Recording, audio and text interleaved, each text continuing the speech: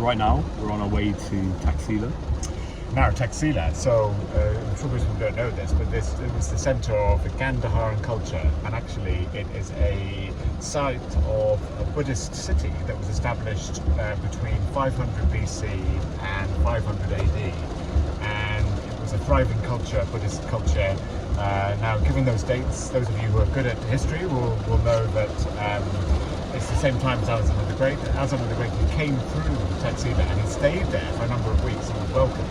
So we're going to find out what it's like. And we're going to find out if this audio is actually audible because of this torrential rain. I have never seen rain like this. And what's really great is that we've just left Europe, the worst summer ever that I can remember. Glorious, hot, sunny weather. And we got here, and the weather here is utterly torrential. I have never seen monsoon weather like this. So it'll be an exciting day, which I'm looking forward to. Yeah. So here we are, we've arrived, and we're at the Taxila Museum, which pretty much mostly consists of about, I'd say, hundreds of Buddha heads. Yeah, and they're all the same. There are people, I mean, obviously we've been cultural Philistines, but and I'm sure if you knew a lot about Buddhist centre, you'd be in paradise. But there's not that much effort in terms of describing anything, just like signs. But you know, it's this stuff is priceless. Yeah, absolutely. But when were the Buddhists here? I don't know if you got any backstory there. Yes, I think the Buddhists were the first people to be here. Well, I doubt the first people. Not the first people to be here, but they were the first proper civilization to make Taxila a wealthy trading route. And the civilization was Gandhara is the name of the civilization. Yeah. But why do they make so many Buddha heads? I don't really know. Yeah, I'm not sure you do them. Absolutely nothing to describe any of it. No effort at all. No effort at all. It's even less than the Islamic Museum in Qatar. I mean, maybe this guy might help us out. We asked these kids, they might know. But let's have a look around. Really total Philistines. Yeah. But look at this stuff. I mean, it's incredible. It's very well preserved. And it's really nice that they preserved it. Not like Afghanistan where they blew it up. I think people are actually appreciating that. Absolutely, yeah. There's not much Hellenistic, so the Greeks were only here for 3 years. I've got to say, they liked saying, they liked when they knew what they liked, right? That's what I can say about this culture. One thing, and they did it well, but they knew they liked it, and they did it again and again.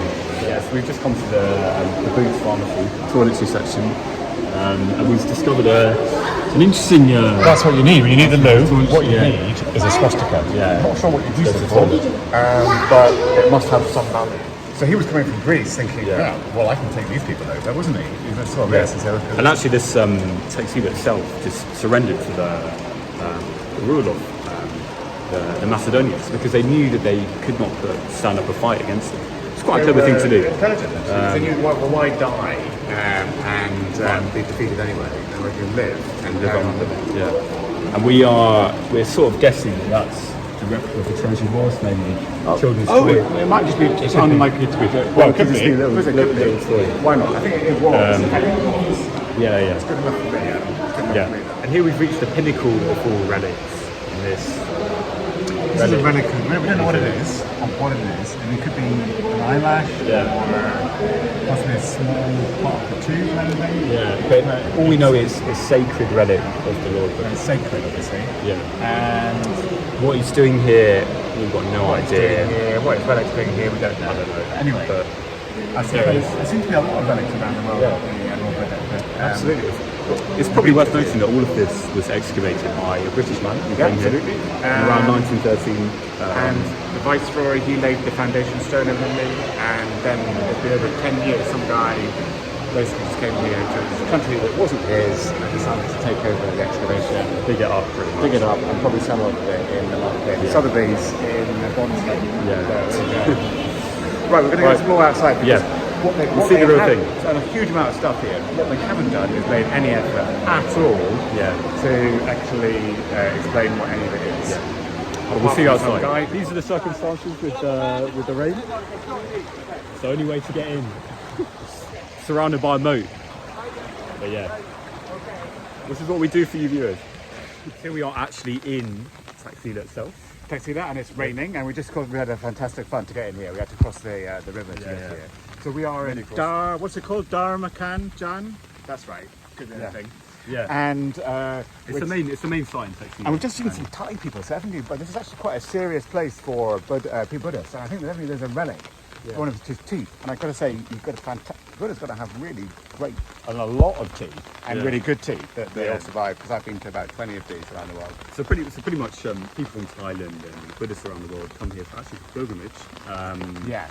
It's one of the main early Buddhist stupas is what they call it. And I think it says Like 300 AD. Our guide says this, but I'm not sure. I really know. No, I think that's he's right. No, 300 AD. And there used to be lots of relics over there and heads and statues, but they've all come off now. So been stolen. and they're all probably in probably in Sotheby's in Bond Street right now. Being sold flogged off. Quick buck. Yeah. Let's see some more. Okay, so these are Buddha's feet. Now we're not terribly sure where the rest of the statue was. We've got a good idea that's been flogged off for a quick buck. But anyway, it's still quite impressive. Massive feet. Massive feet.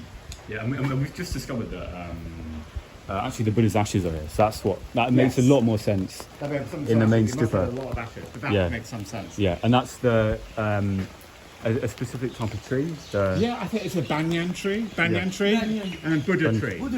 Bodhisattva tree, I think, and that's where the tree where I believe I don't know much. I'm going to reveal my ignorance, and I do apologise to any Buddhists out there. But the Buddha might have sat underneath, not that tree. He meditated. He meditated underneath it until he realised he got enlightenment. Yeah. This Buddha tree is this stupa is same. Same. Yeah. Okay. Well, these people are really living a life. They've got they're living the best life. Yeah. saunas inside. Reading rooms, a lot of reading rooms. Yeah.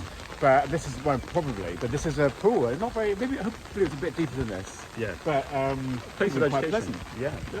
Place of learning. Place of religious study. Yeah. And here we've got some actually intact Buddhist almost statues. No head. No head. Sure about that. Yeah. No head. It's semi-intact. But this is a spot where people from Thailand, Buddhists all around the world would come here. They meditate down there to the healing Buddha after his fast. This area, this one is the last one. It's a laundry. This last one is a living room. This people. So hello, we just entered the Julian monastery. Another monastery. Another monastery. And these are graves that people know. And people pray here. People use these. Meditation room. And what you can see is actually a lot of the stuff's intact, and the reason for that is because they've actually closed it off. Got people coming here to steal the stuff. I guess to sell it in Sotheby's in Bond Street. Healing Buddha, and evidently when Buddhists come here, they put their figure in this carved-out statue. And evidently that heals them. I think you should do that. You need some healing right now. I need a lot of healing right now. Yeah. Shingles. I'm just giving Keep it in. Every other Thai person that comes here is going to get shingles. Keep it in. Keeping it real. No, but that's great. So that's my problem all solved. That's life done. Yeah. There you go. Well done. This is one of the more intact graves. If you move out the way. Right. Sorry. Yeah. You can see all the heads, the stages throughout the Buddhist life. Not just now. Not yet. Not just. 1 second. And you can even see some writing down here, the ancient script. We were told that the Huns came here and basically destroyed all of this. That's why there's you can't really see any settlement around it. This is the only bit that was preserved.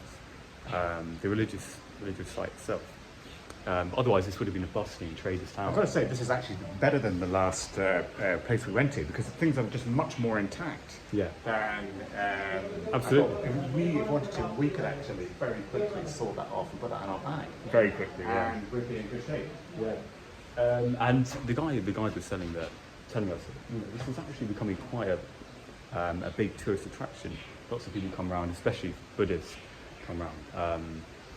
But actually, it's very good for the local economy, and they're making a lot of money from Taxila.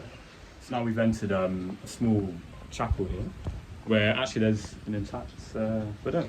Surprise, surprise. Yeah, and apparently people do come here and pray. The place of pilgrimage. Place. But yeah. That's why all these. We've bumped into like a massive group of Thais. I'm thinking, what on earth are they doing here? Now we know why. Yeah. And the whole place, I think, is partly funded by Thai Airlines for whatever reason. Yeah. Just to keep it restored. Very good. So here we are. We've returned back to our hotel, which is the Serena Hotel. December. Yeah, after the Serena Hotel, I'd say this is the nicest hotel in the city. It's really beautiful actually. You can see the enormous ceilings we have here. It's very good value for money. I think for a foreigner it's about $250 a night, and for locals it's about half that price. Actually, we have a bit of an advantage here. So we got $120 special rate. But you know, not everyone's going to get that.